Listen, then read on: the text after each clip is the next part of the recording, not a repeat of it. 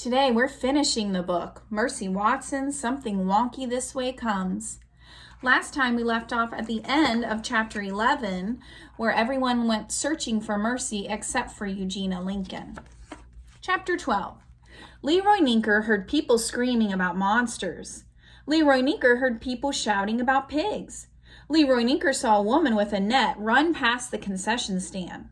"What are you trying to catch?" said Leroy Ninkin. "A pig," said the woman with the net. "A pig," said Leroy Ninkin. "That's right," said the woman. "You're not going to catch livestock with a net," said Leroy Ninker. "What you need is a lasso. Yippee-i-o!" Mr. Watson and Mrs. Watson and Stella and Frank and Baby shouted, "Mercy! Mercy! Mercy!" "Should you remain calm?" Officer Tomilello asked.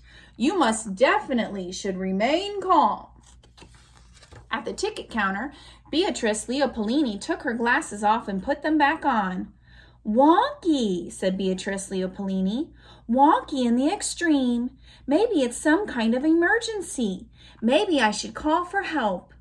Beatrice Leopoldini adjusted her glasses. She picked up the phone. Beatrice Leopoldini dialed the fire department.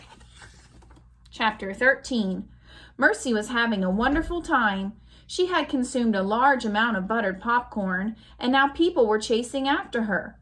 Mercy loved a chase. She ran faster. She kicked up her heels. "Gotcha!" shouted Francine Powlett. Francine Powlett netted Officer Tomilello. "Yippee-i-o!" shouted Leroy Ninker. He lassoed Francine Powlett. "Fascinating," said Alfred P. Tompkins. "Simply fascinating."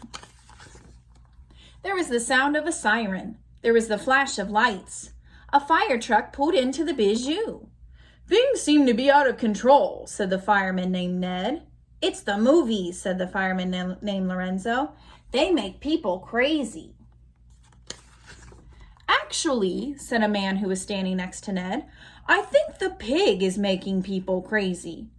"Holy smokes, I know that pig," said Lorenzo. "It's that toast-loving pig from Decawoo Drive." "I'll tell you," said the man standing next to Ned, "this is way better than any movie I've ever seen. It's all been fascinating, simply fascinating." "I guess it's time for us to come to the rescue," said Ned. "We should do what only firemen can do," said Lorenzo. Ned and Lorenzo took off running. Ned and Lorenzo ran very fast. Ned and Lorenzo caught up with Mercy. "Hey," said Ned, "how's about some toast?" "Yeah," said Lorenzo, "how's about some toast with a great deal of butter on it?" Mercy stopped running. Mercy sat down. Mercy thought very hard. Toast sounded like an excellent idea to her. Toast always sounded like an excellent idea to her. Ned sat down next to Mercy. He put his arm around her.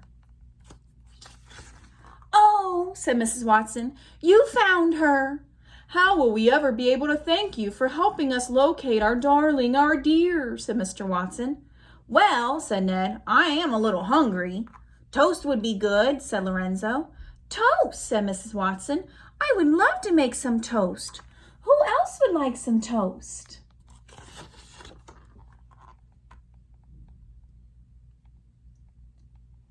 All right, that's the end of Mercy Watson's Something Wonky This Way Comes. I hope you enjoyed these books as much as I did.